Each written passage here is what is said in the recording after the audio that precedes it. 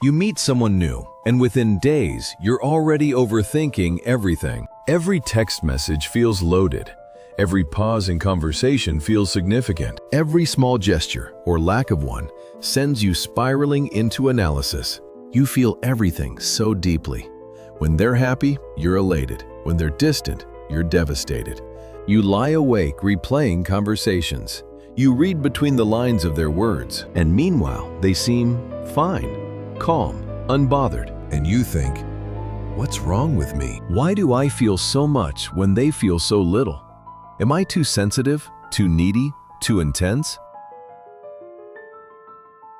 If this sounds familiar, I need you to hear this.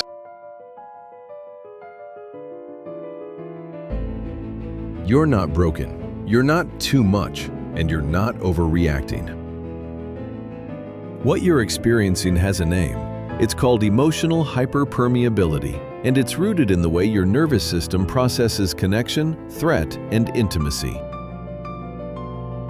In this video, I'm going to explain why some people feel everything in relationships, while others seem emotionally insulated.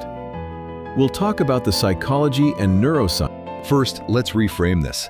When you feel too much in relationships, it's not because you're emotionally unstable or overdramatic. It's because you're hyperperceptive. Your nervous system is wired to pick up on emotional cues that other people miss. You notice micro-expressions. You sense shifts in tone. You feel the energy in a room before anyone says a word. And in relationships, you're not just listening to what someone says. You're tracking how they say it, what they didn't say, what their body language. But here's the problem. What once protected you now exhausts you. Because when you're constantly scanning for emotional danger, you're always on alert, always analyzing, always preparing for the worst. And that's not love, that's hypervigilance. Let's talk about what's happening in your brain and body. Your nervous system has two primary states when it comes to relationships. Safe connection.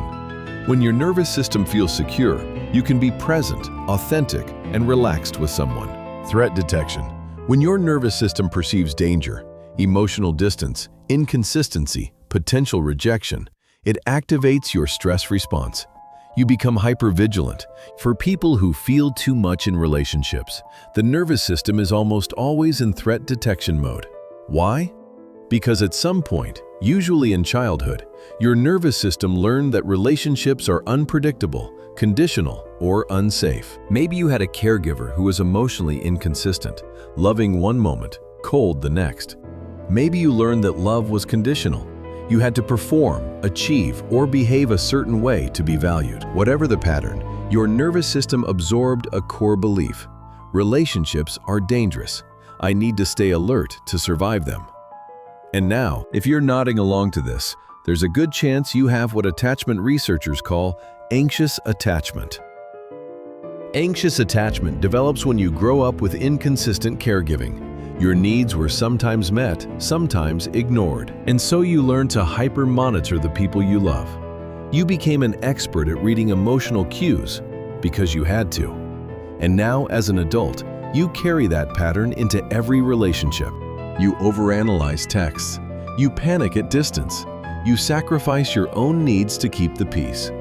You feel responsible for other people's feelings.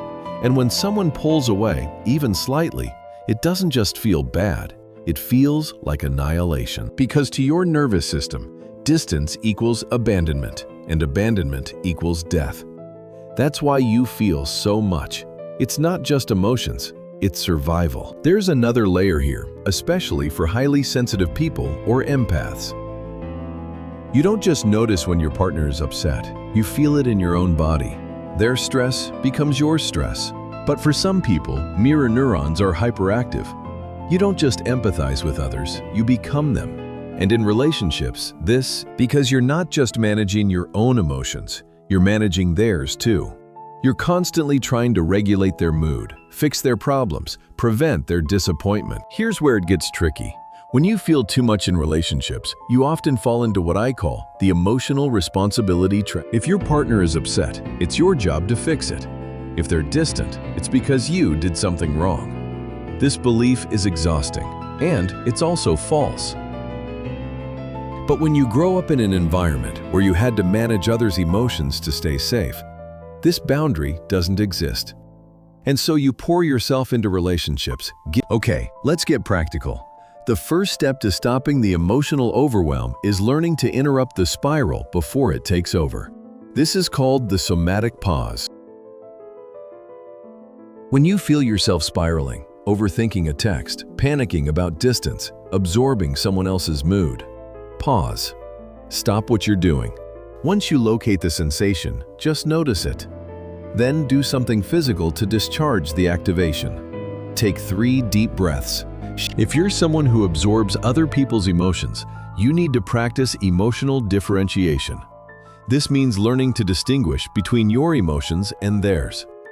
When you're feeling overwhelmed in a relationship, ask yourself, is this my emotion or am I absorbing theirs? If your partner is stressed about work and you suddenly feel anxious, that's likely emotional contagion. Their stress is real, but it's theirs, not yours. Here's a boundary statement you can use. I see that you're stressed. I care about you, but I'm not taking on your stress as my own. This isn't cold, it's healthy. One of the biggest traps for people who feel too much is looking to the other person to regulate your emotions. But here's the truth. No one else can regulate your nervous system for you.